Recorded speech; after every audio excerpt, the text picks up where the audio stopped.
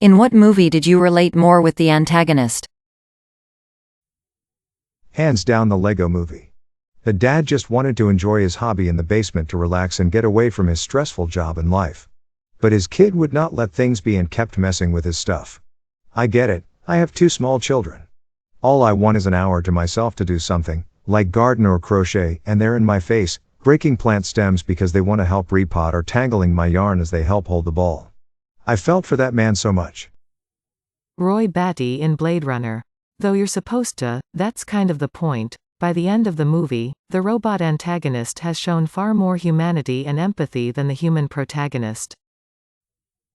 Magneto, he's just a man who lost everything each time he wanted to live in peace. Top Gun. Maverick never should have been there in the first place. Top Gun is an instructor course. Graduates return to their squadron as training officers.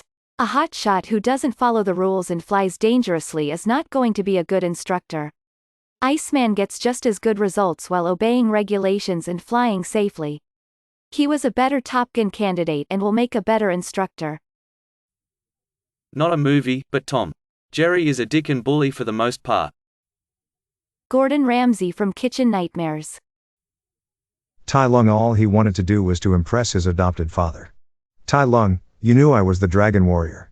You always knew. But, when Oogway said otherwise, what did you do? What did you do? Nothing. Shifu, you were not meant to be the Dragon Warrior. That was not my fault. Tai Lung, not your fault? Who filled my head with dreams? Who drove me to train until my bones cracked? Who denied me my destiny? Tai Lung, in a rage, what I ever did, I did to make you proud. Tell how proud you are, Shifu. Tell me. Tell me. Spider-Man, Homecoming. Average working Joe, scraping a living, investing in his team, then some random government agency rock up and tell him tough, it's ours now, without the slightest bit of compensation for all the money he's spent to get things set up. Face Off, I think. Avengers, Age of Ultron. All it took Ultron 5 minutes to analyze internet and come to a conclusion that humans aren't worthy to live. John Hamm's character in The Town. He just wanted to catch some career bank robbers. Titanic. The iceberg was just minding its own business. The real villain of that movie was money. No Face from Spirited Away. He just wanted a friend. Sad face. Not a movie, but a show called Phineas and Ferb. I relate with the main antagonist because just like him, I sometimes have hard times at it. Where did all these upvotes come from? Thanks for them. Edit 2. No, that doesn't mean that my parents weren't present at birth. Colonel Hummel in The Rock. He was pushed to a position where he had no choice than to abduct tourists to make a simple demand. Pay the soldiers who died in clandestine missions. In nearly every movie that makes an effort to portray an antagonist as a real person with character flaws and ambitions.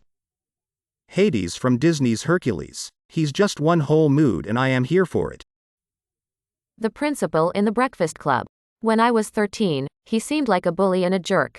After teaching for a while, I watched it again and realized he's spending his Saturday there because the kids were doing dumbass stuff like shooting flare guns into their lockers and assaulting kids in the locker room, and they don't have the decency to just sit there during detention and not be pains in the ass.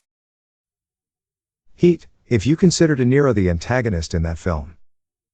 Hans Gruber from Die Hard. He was so suave and clever. Who said we were terrorists? Rip Alan Rickman. Rise of the Guardians. I thought Pitch Black was pretty damn justified and the Guardians were twats. Trix Rabbit. I know he's not from a movie, but if they had just given him some stupid cereal, he would have realized how god-awful that stuff was and stopped wasting his life. Not exactly antagonist, but Loki as an anti-hero in the first Thor movie. My guy just wanted to be Thor's equal.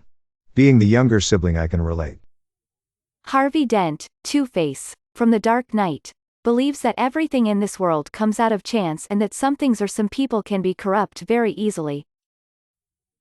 Dracula from Castlevania. He had a good point when he said the common people were also responsible for his wife's death, not the bishop alone. The church had the power to burn her at the stake because the common people gave them that power.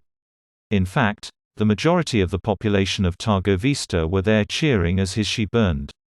Don't get me wrong, straight genocide is too much, but every adult there cheering as a witch died deserved death what they got. Not a movie but Fullmetal Alchemist. I relate to greed. He just wants the best out of life. Who really doesn't? Megamind, and yes, it is the whole point of that movie. Any movie adaptation of The Merchant of Venice. I'm not even Jewish, but I find Shylock to be the most relatable character. I'm going to go for an older one. Billy Madison.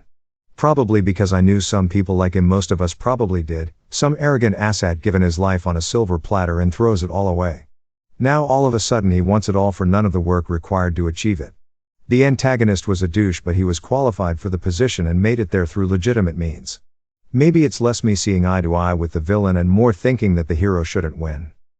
Same problem in Old School.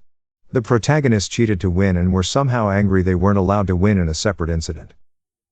School of Rock, the parents in it.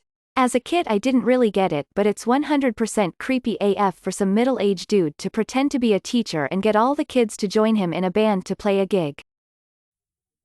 Ferris Bueller's Day Off, Breakfast Club, etc.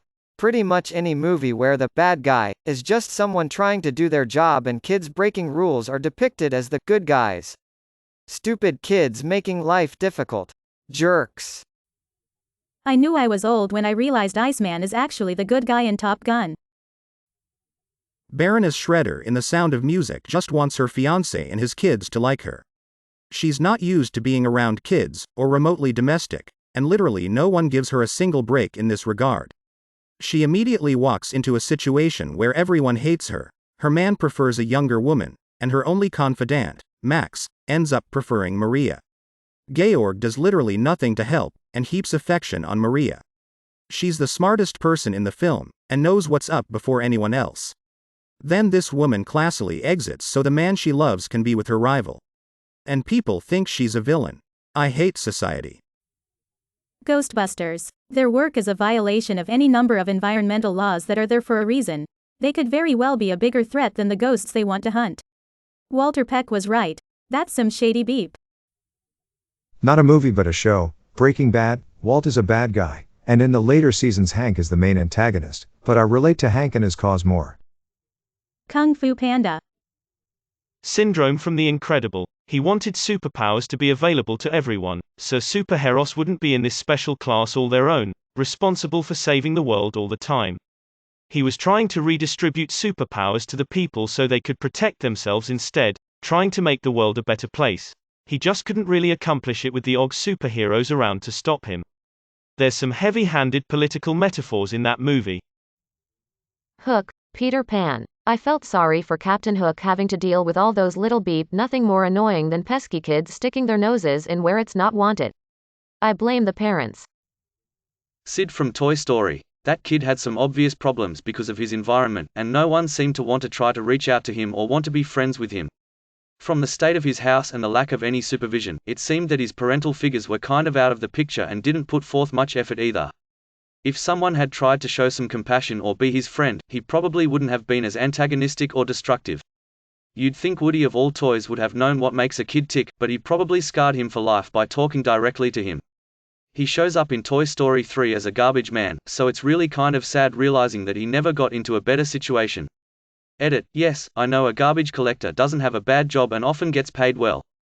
So maybe he's not in a bad situation current day. To my original point, he still clearly had some sort of messed up childhood.